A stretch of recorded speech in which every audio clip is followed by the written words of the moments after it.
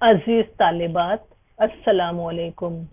आज हम अपनी दरसी किताब के सफ़ा नंबर 98 से मोहम्मद इब्राहिम ज़ौक़ के किताब का मुताला करेंगे। किताब किसे कहते हैं, आइए समझ लें पेशे दर्स से।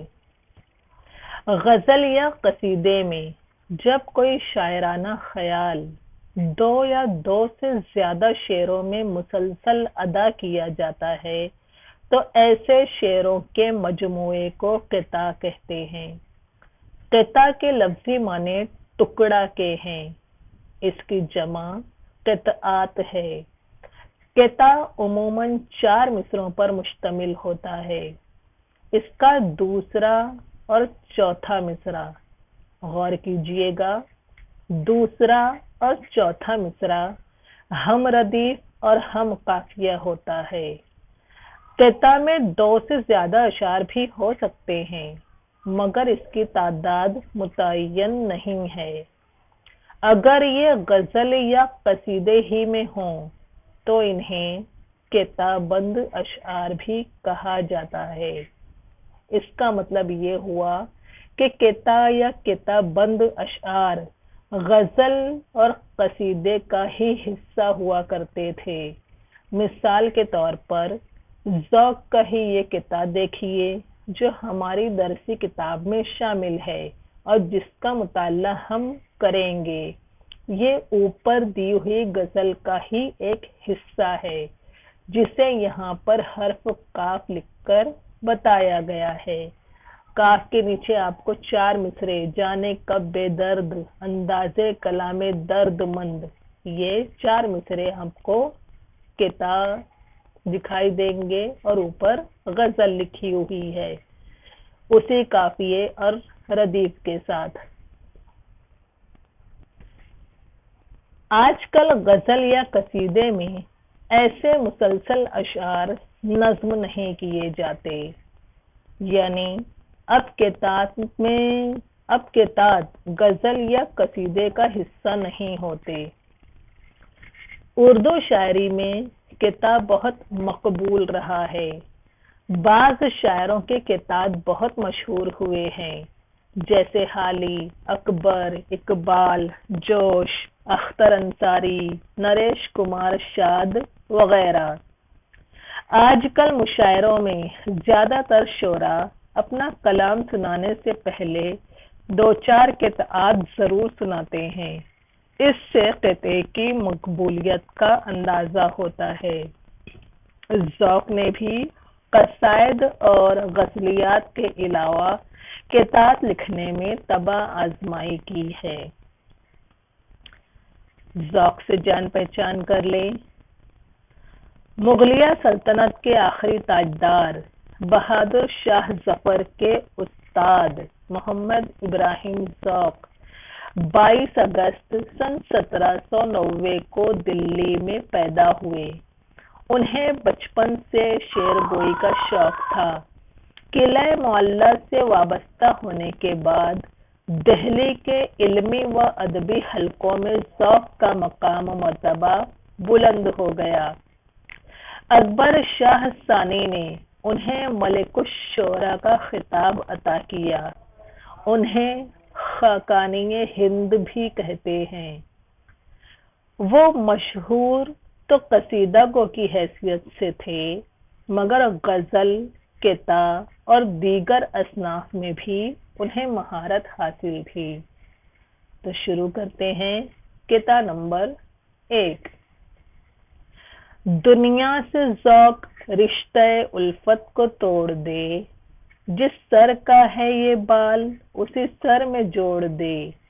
पर ज़ौक़ तू न छोड़ेगा इस पीर ज़ाल को, ये पीर ज़ाल गर तुझे चाहे तो छोड़ दे। शायर खुद से मुखातिब है, खुद को समझाता है कि ए ज़ौक़, इस दुनिया से उल्फत का रिश्ता तोड़ दे। ये जिस सर का बाल है उसी सर में वापस जोड़ दे। अगर ये पीर ज़ाल तुझे छोड़ भी देगी तो ए ज़ौक़, तो इस पीरजाल को नहीं छोड़ने वाला। शायर दुनिया को पीरजाल करार देता है और पीरजाल माने बूढ़ी औरत।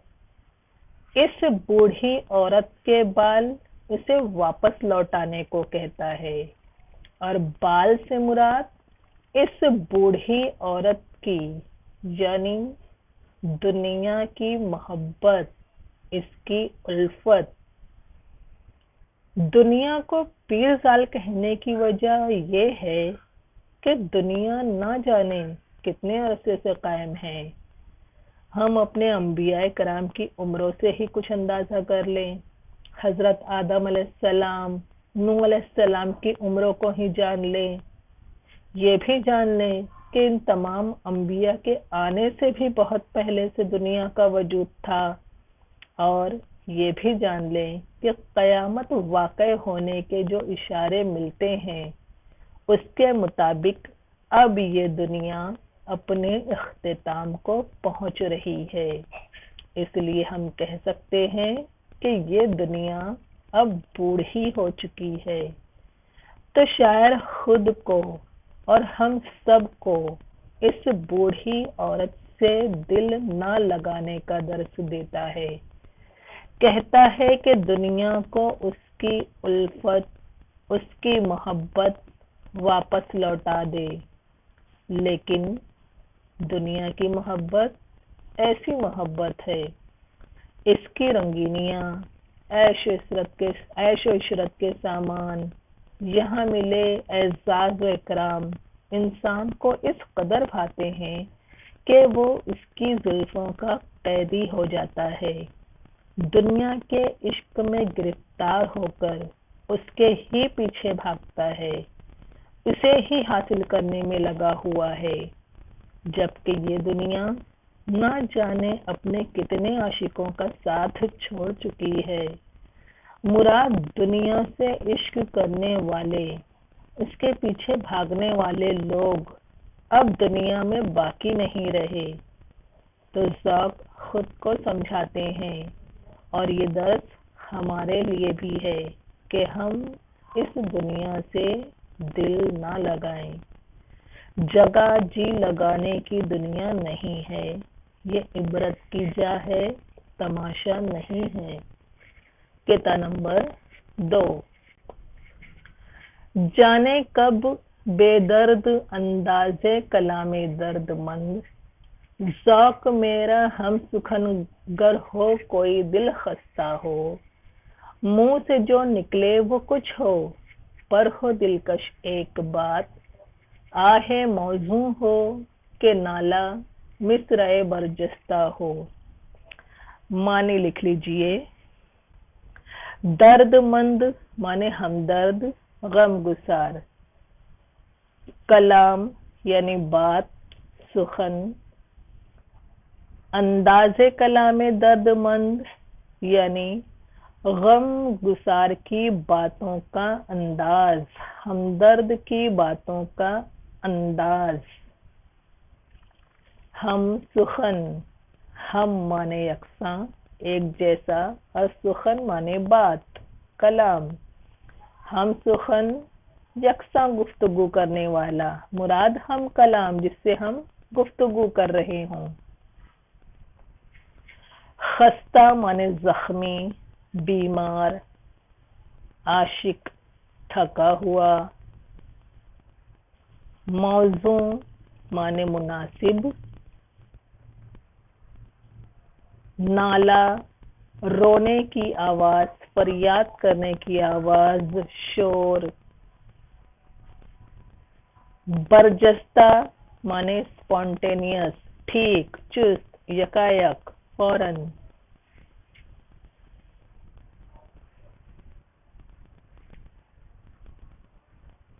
शायर कहता है कि न जाने कब गमगुसार के बातें करने का अंदाज तब्दील हो जाए और वो बेदर्द हो जाए। गौर कीजिए, गम गुसार गम बांटने वाला न जाने कब बेदर्द हो जाए। इसलिए ज़ौक़ अगर मेरा कोई हम सुखन हो तो वो भी मेरी तरह खस्ता हालत वाला हो। वो मुंह से जिस तरह की बात भी अदा करे, चाहे आ हो, नाला हो, फरियाद हो या कोई बरजस्ता मिसरा, वो दिलकश होना चाहिए। ये तो इसकी नस्र बनाई हमने, अब इसकी तशरीह कर लें। इस किते में शायर गम खार माने गम खाया हुआ, गमज़दा, गम सहने वाला, और गम गुसार माने जो दिलजोई करता है, हमदर्दी और दिलासा देता है, दर्द बांटता है, वो गम गुसार कहलाता है। तो इस किते में शायर गम खार और गम गुसार में क्या खूबियां होनी चाहिए वो बयान करता है। वो इस बात पर शक करता है कि न जाने कब कोई हमदर्द, कोई दिलजोई करने वाला बेदर्दी का मुजाहिरा कर जाए और गम बांटने के बजाय दिल आजारी कर जाए, दिल दुखा जाए। और ये उस सूरत में मुमकिन हो सकता है जब वो गम बांटने वाला किसी की आहुजारी से उकता गया हो, और उकताने की वजह ये हो सकती है कि उसका दिल गम आशना ना हो, उसने कोई गम ना देखा हो, या रोजाना किसी का दुखड़ा सुन सुनकर, एक ही बात सुन सुनकर अब मजीद सुनने की ताब ना रखता हो। इसलिए ज़ौक़ खुद के हम सुखन के लिए ये शर्त तजवीज़ करते हैं, ये शर्त लगाते हैं कि उसका हम सुखन यानी वो जिससे बात कर रहे हैं वो भी उनकी तरह गमज़दा होना चाहिए। मतलब वो भी किसी तकलीफ और सदमे से गुजरा हुआ होना चाहिए, फरेब खाया हुआ होना चाहिए, उसका दिल भी शिकस्ता, दिल टूटा हुआ होना चाहिए, जिसे वो अपना दुखड़ा सुना सके। इसलिए कि सामने वाला भी अगर शिकस्ता दिल होगा तो ज़ौक़ के दर्द को खूब समझ सकेगा। और दूसरी तरफ ज़ौक़ खुद के लिए भी यानी किसी गमखार के लिए भी ये तजवीज़ पेश करते हैं। गम खाए हुए शख्स को भी एक बात का ख्याल रखना चाहिए कि वो अपना दुखड़ा आह की सूरत में, नाले और फरियाद की सूरत में, या किसी बरजस्ता मिसरे की सूरत में, चाहे जिस सूरत में भी अपना दुखड़ा बयान करे, बात एक ही करे मगर दिलकश अंदाज में करे, जो सुनने वाले पर गिरा ना गुजरे, उस हमदर्द, उस गमगुसार पर उसकी बातों का बोझ न पड़े। मेरे ख्याल से आप लोग समझ गई होंगी। बढ़ते हैं किता नंबर 3 की तरफ। कदम संभाल के रख राह इश्क में ए ज़ौक़, गुजरना इस रहे दुश्वार से न आसान है, जो कोई आब ले पाए मूर भी है यहाँ, तेरे डुबोने को वो भी तनूर तूफान है। कदम संभाल के रख राह इश्क में ए ज़ौक़, गुजरना इस रहे दुश्वार से न आसान है, जो कोई आब ले पाए मूर भी है यहाँ। गौर कीजिएगा, मैंने मोर नहीं मूर पढ़ा। मोर परिंदा हम जानते हैं और मूर की माने चोटी होती है। तेरे डुबोने को वो भी तनूर तूफान है। तन्नूर पढ़ो या तनूर पढ़ो, जिसे हम तंदूर कहते हैं, रोटी या नान पकाने का एक जमीन दोज ज़र्फ, ज़र्फ माने बर्तन। ज़ौक़ खुद को किस राह पर कदम संभाल कर रखने के लिए कहते हैं और क्यों? आप कहेंगी इश्क के रास्ते में कदम संभाल कर रखने के लिए कहते हैं, इसलिए कि इस दुश्वार रास्ते से गुजरना आसान नहीं है। और इस रास्ते की मुश्किल बताने के लिए ज़ौक़ ने किसकी मिसाल पेश की? चींटी के पैरों के छाले की, जो ज़ौक़ को डुबाने के लिए तन्नूर तूफान साबित हो सकती है।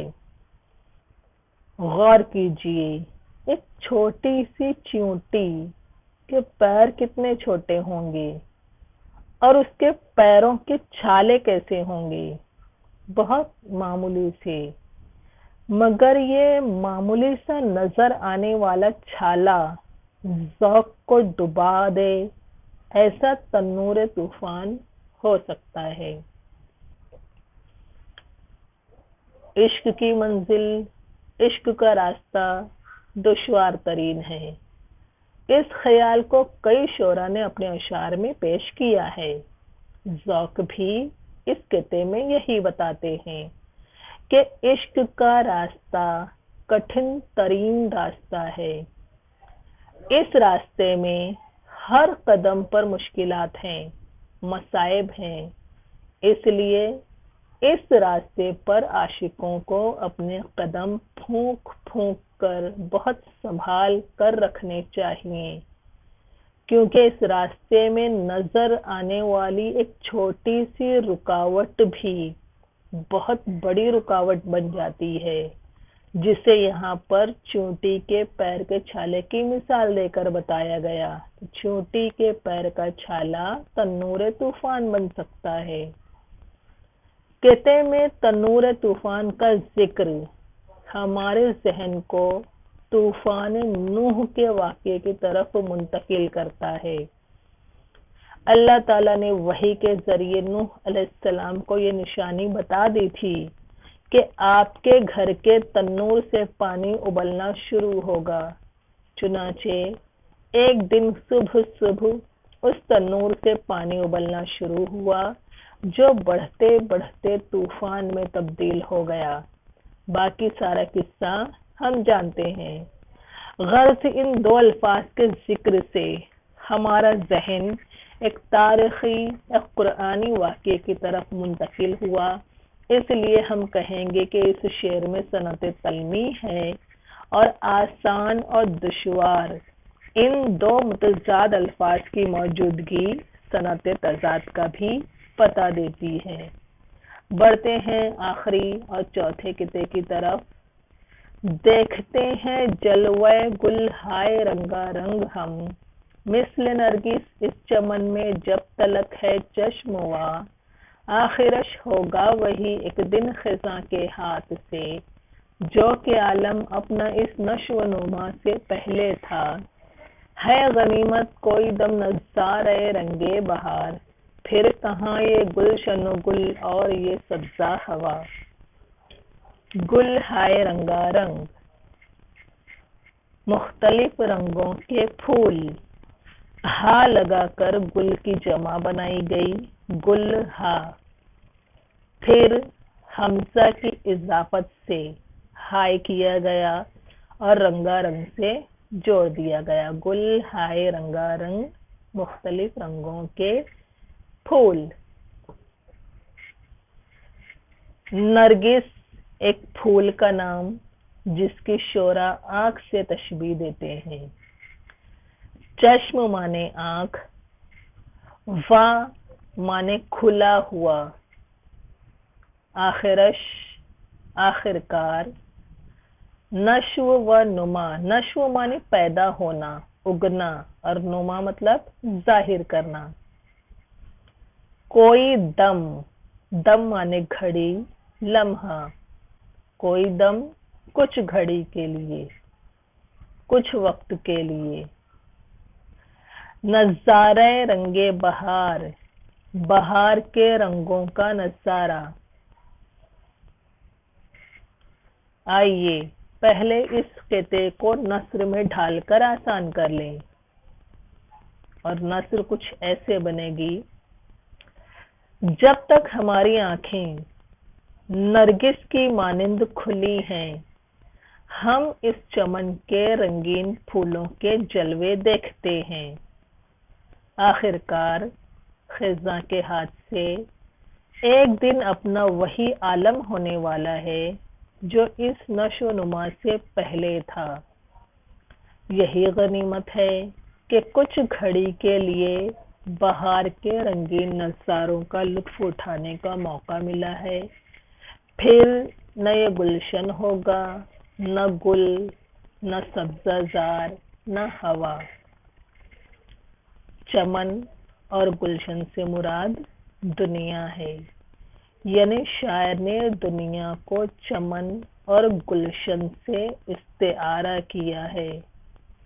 कहता है कि जब तक हमारी आंखें इस चमन में नरगिस की मानिंद खुली हैं, अब आंखों को नरगिस से तशबीह दी, और आंखें खुली हैं से मुराद जब तक हम जिंदा हैं, बस तब तक के लिए ही हम इस चमन मुराद दुनिया के रंगारंग फूलों के नज़ारे देख सकते हैं। अब दुनिया के रंगारंग फूलों के नज़ारे मतलब इस दुनिया के खूबसूरत जलवे, इस दुनिया के खूबसूरत नज़ारे, जमादात, नबातात, गर्ज दुनिया के तमाम मौजूदात को देख लेते हैं, दुनिया की रंगीनियों को देख लेते हैं। आखिरकार खिज़ां का मौसम आएगा और उसके हाथ से ये बाग और इसके तमाम मौजूदात उजड़ जाएंगे, तबाह बर्बाद हो जाएंगे।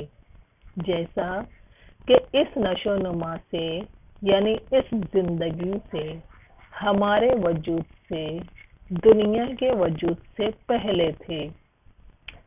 खिज़ां का मौसम हमारी मौत, इस दुनिया की मौत यानी क़यामत हो सकती है। तो हमारे लिए यही गनीमत है कि हमको कुछ वक्त के लिए ही सही इस गुलशन के नज़ारों से लुत्फ अंदोज होने का मौका मिला है। दुनिया फ़ानी है और इंसान भी फ़ानी है। उसे इस दुनिया के चंद रोज़ा ज़िंदगी को ही, इस दुनिया की चंद रोज़ा ज़िंदगी को ही गनीमत समझना चाहिए और इस आर्जी और फ़ानी ज़िंदगी से कामयाब गुजरने की कोशिश करना चाहिए। ऐसा दर्स शायर देता है। चमन और गुलशन की रियायत से यहाँ बहार, खिज़ां, गुल, सब्ज़ा वगैरह अल्फाज भी आए, इसलिए हम कह सकते हैं कि इसके तेमी सनत इस्तिआरा के साथ साथ मुरादुन नज़ीर भी है। इन 4 अहम क़ितात के साथ ही जो 4 मार्क्स आपको देने वाले हैं, नज़्म का ये हिस्सा हमारा मुकम्मल होता है। रुबाइयात और किताब में से कोई एक रुबाई या कोई एक किताब आपको इम्तिहान में ज़रूर पूछा जाएगा, लिहाजा दोनों का मुताला और इफ़हाम और तफ़हीम ज़रूर कीजिए। अब आपसे इजाज़त चाहती हूँ, फिर मिलेंगे अगले लेक्चर में। तब तक के लिए वस्सलामु अलैकुम व रहमतुल्लाहि व बरकातुहू।